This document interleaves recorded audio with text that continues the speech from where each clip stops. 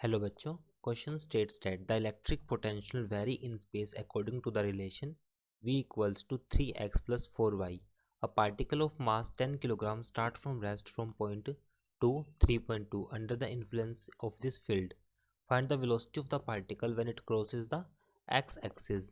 The charge on the particle is 1 coulomb. Assume V and xy are in SI unit. तो यहाँ पे question में कहा गया है कि इलेक्ट्रिक पोटेंशियल हमारे पास एक्स और वाई के अलोंग वेरी करेगा कुछ इस तरह से, और जो पार्टिकल का मास 10 किलोग्राम है जो स्टार्ट होता है रेस्ट से और एक पॉइंट है 2 3 पॉइंट फ्रॉम पॉइंट इस पॉइंट तक मूव करेगा under the influence of this field, इस फील्ड की वजह से. Find the velocity of particle when it crosses the x axis. The charge on the particle is 1 coulomb. Assume V and x y are in SI unit. तो सबसे पहले हम बात करते हैं क्वेश्चन के की कंसेप्ट की. नाउ की कंसेप्ट फॉर दिस क्वेश्चन. तो यहाँ पे हमारे पास जैसे कि इलेक्ट्रिक पोटेंशियल गिवन है, तो अब हम जानते हैं कि इलेक्ट्रिक फील्ड निकालने के लिए हमारे पास जो potential gradient that is d V minus d V by d r होगा. अगर मैं इलेक्ट्रिक फील्ड को लिखूँ in terms of partial differentiation, so electric field x के लॉन्ग हमारे पास आएगा partial differentiation of V with respect to x. अगर मुझे वाई के लिए निकालना है electric field for y, partial differentiation of V with respect to y, ये हो जाएगा. अब यहाँ पे अगर मैं ई एक्स के लॉन्ग बात करूँ तो यहाँ पे जो वी की वैल्यू किसके सॉल्यूशन पर है हम क्वेश्चन के, तो ई एक्स की बात करूँ तो यहाँ पे जो इलेक्ट्रिक वी है हमारे पास वो 3x प्लस 4y है. अगर मैं इसका पार्शियल डिफरेंशिएशन करूँ विद रिस्पेक्ट टू एक्स के तो ये हमारे पास आएगा माइनस का 3 वोल्ट, बिकॉज वाई के रिस्पेक्ट में तो जीरो हो जाएगा. अगर मैं इलेक्ट्रिक फील्ड वाई के लॉन्ग करूँ, आई कैफ इसकी यूनिट होगी, वाई यहाँ पे आई कैफ होगी और यहाँ पे जे कैफ होगी इसकी यूनिट. वाई कैफ के हिसाब से ये आएगा हमारे पास माइनस का 4 वोल्ट. सो इलेक्ट्रिक फील्ड के लिए जो फॉर्मूला हमारे पास बना है वो बना है माइनस 3 आई कैफ माइनस 4 जे कैफ, माइनस 3 आई कैफ माइनस 4 जे कैफ.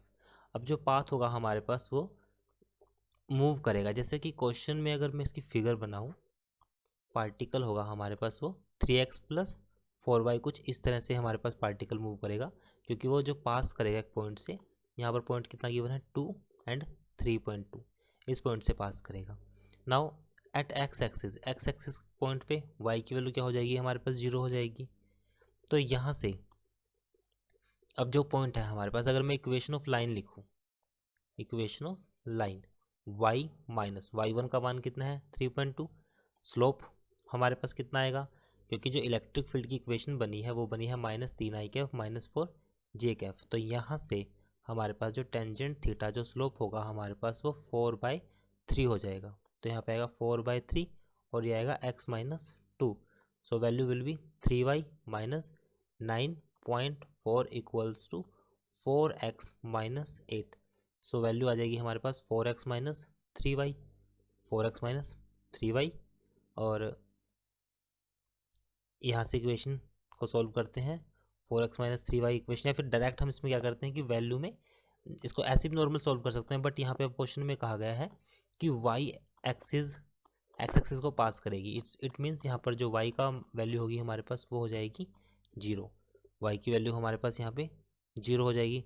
स्लोप की वैल्यू 4/3 थी, तो अगर y की वैल्यू 0 हमारे पास यहाँ पर आ जाती है तो इक्वेशन बनेगी 3.2 माइनस 3.2 4/3 x. क्रॉस मल्टीप्लाई करने के बाद हमने पाया कि जो x की वैल्यू हमारे पास यहाँ पर निकल कर आएगी वो माइनस 0.4 हो जाएगी.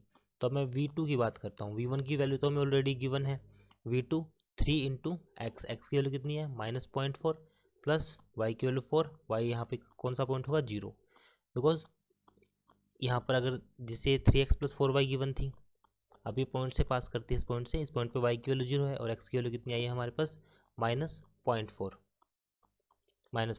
यहाँ से पुट करने के बाद जो v2 की वैल्यू हमारे पास निकल कर आएगी वो हो जाएगी हमारे पास माइनस ऑफ 1.2 वोल्ट. अब हम जानते हैं कि जो गेन इन काइनेटिक एनर्जी होगा, एनर्जी कंजर्वेशन लगाएंगे, gain in loss in potential energy, potential energy में लॉस. तो gain in kinetic energy starting में रेस्ट से स्टार्ट होती है, तो हाफ mv² माइनस 1/2 mu². यहाँ पे u की वैल्यू 0 है तो ये इसका कोई रोल नहीं रहेगा. और potential energy means in terms of charge q v2 minus v1, तो यहाँ पे वैल्यू बनेगी half mv² equals to q की वैल्यू एज इट इज रहेगी, v2 की वैल्यू हमने अभी फाइंड आउट की है. सो यहाँ से V1 माइनस V2 या फिर V2 माइनस V1 हम इसको बोल सकते हैं।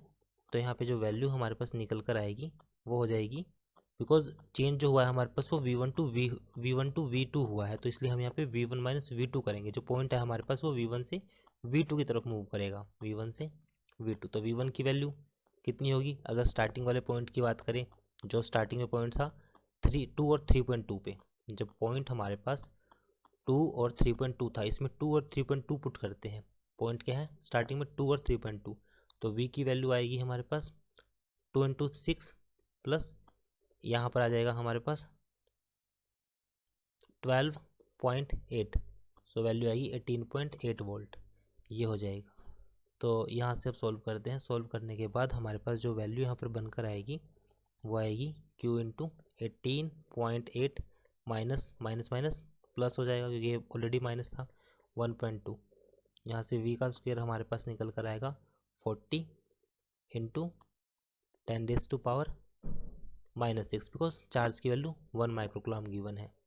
तो V की वैल्यू आएगी 2 इंटू 10⁻⁻³ आ जाएगी। इक्वेशन डिवाइड बाय 10 करेंगे यहाँ पे 10 किलोग्राम के लिए, तो V की वैल्यू 2 इंटू 10⁻⁻³ मीटर पर सेकेंड होगा। So it will be our answer. I hope solution is understandable. Thank you.